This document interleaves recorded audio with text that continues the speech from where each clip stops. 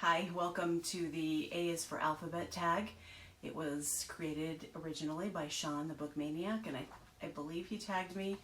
I am not 100% certain, but if you didn't, here I am anyway, and it's a great tag, and the emphasis for this particular iteration of the A is for Alphabet tag is that it's all about the letter A, so let's get started. A is for author, a good book by an author whose first name or last name starts with the letter A. First names are too easy, so bonus points for a surname.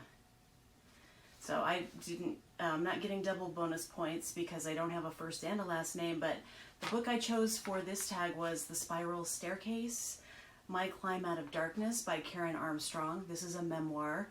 And Karen Armstrong is a religious scholar who has written a lot about Islam and Christianity and Catholicism, and she is a former nun. And so this memoir is about her and her time getting out of becoming a nun, like her decision to leave and what she endured before she decided to leave, which included her having some physical manifestations that people were attributing to spiritual experiences, but which were actually epilepsy and undiagnosed for a while. So it was kind of harrowing. She's a really interesting and thoughtful writer, and I haven't read this book since about 2008, but I still remember it, and I thought it might be fun to try and find a few books that I hadn't seen mentioned on other people's channels before. Number 2, A is for, well, A, the last book you read with the article, one-letter word A in the title. For that, I'm choosing A High Wind in Jamaica by Richard Hughes. This is an NYRB Classics book about a band of children who are in a hurricane in Jamaica, hence the title, and what happens to them afterward. And it's almost surreal, and it's kind of darkly funny book about what happens to these children, and they are kidnapped, and I highly recommend this book. Number 3, A is for Angry, a book that pissed you off. And I don't generally get angry at books. A lot of times I will just quit reading them if they're making me angry. But in 2001 I read Atlas Shrugged by Ayn Rand. And not only did I find it to be kind of just terribly written and ridiculous and way overly long and in need of editing, I just found the whole philosophy of it kind of reprehensible. I still do. So because I always hear conservative people say it's their favorite book, it still makes me mad, even though it was a very long time ago that I read it. Number 4, A is for Awesome, a top read of recent years. And the book I'm choosing for this prompt is The Woman Upstairs by Claire Massoud. When this book came out, a lot of people hated it because the main character was so angry. And to me, it was pretty prescient. Now we're allowed to be angry, and we're allowed to write books about angry women and people who are justifiably angry about everything that's happening in the world and has happened for, centuries. So this is a book about a woman who is an artist, and I like that aspect of it too. She makes miniatures of feminist authors in their habitats in little, like, Joseph Cornell style dioramas, and she also has a friendship with a painter that goes amok, and it's just a really good book, and I wish it would have a reemergence now that we're allowed to express how we feel about things. Number 5, A is for Aaah, a book whose title includes at least 3 A's. And for that, I chose Arcadia by Lauren Groff. This is a book about a cult in the probably the 60s or the 70s. It's been a while since I've read it, so I don't remember. But it's in the perspective of a young boy whose parents have joined this kind of utopian hippie cult that doesn't always work out very well for everyone involved.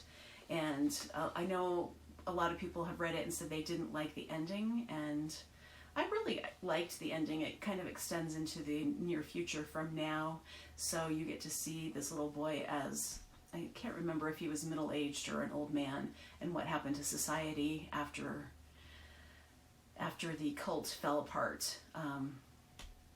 But yeah, I thought it was a very strong novel, and I liked it a lot. Number 6, A is for annoying. A character that drove you up the wall. A character that drove you up a wall. And for this character, I'm choosing Jamie Quattro's fire sermon, the religious boyfriend, if you want to call him that. This woman has an affair with a person who they share an affinity for their Christian belief. They use that common interest, I guess you would want to call it, and are become very infatuated with each other and have an affair. A lot of people on BookTube love this book. I hated it. I didn't like it at all. I didn't think it was well written, and I felt like the whole religious cloak of their relationship was just a pretense for having an affair, and I hated it. So I was very annoyed, especially by him, because he was completely pretentious. He was a poet, and he wanted to read her poetry, and it's just such a cliche. So yeah, I was annoyed by the book and by the character. Jesus, this is long. Number 7, A is for Ambivalent, a book you're still not sure how you feel about, and for that I chose The Empathy Exams by Leslie Jamison. I felt like there were some really strong essays in this collection of essays that are kind of commonly themed about empathy and how we feel it, what people will do to get empathy, and how much are we supposed to feel for other people. And like I said, there were some really good essays I liked, but then there were some that I felt were really overworked, and perhaps I'm just not smart enough to get exactly at the core of what she was asking us to get. So I felt very wishy-washy about my experience reading that book. Number 8, A is for Anticipation, a book, new release or not, that you're very much looking forward to reading. And this is a new infatuation that I have by this book I just heard about, Ducks, Newburyport by Lucy Ellman. It's on the long list for the Booker Prize, and I'd never heard of it. Apparently, it's 1,000 pages of one sentence. I don't know how that's possible, but I really want to find out what all the fuss is about. I've heard a couple of people on BookTube who somehow have managed to get an arc of it or something and are reading it and like it. So this might be a really fun buddy read. So if anybody's interested in getting into this book with me, it's only 1,000 pages. It's only one sentence. Come on.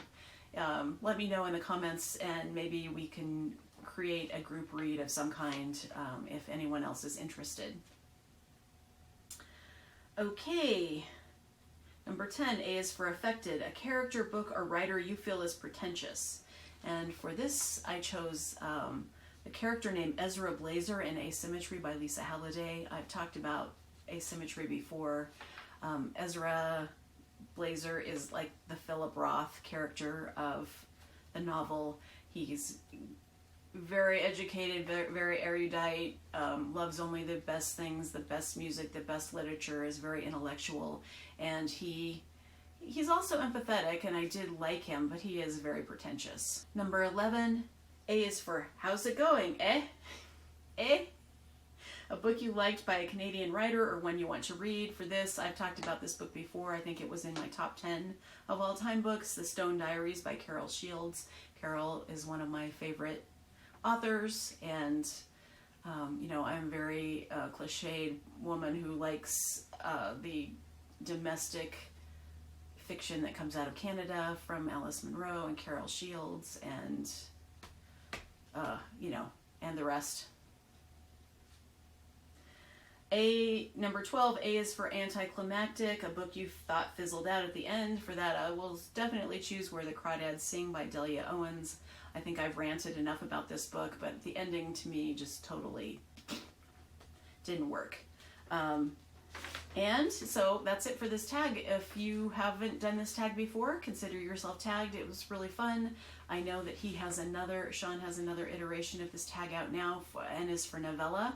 I haven't watched it yet, so I'm not sure exactly what it entails, but this is a really fun set of questions, and it gets you to thinking a lot about books you have read in the past that just give you a framework to select books to talk about. So that's it for now. I will talk to you soon.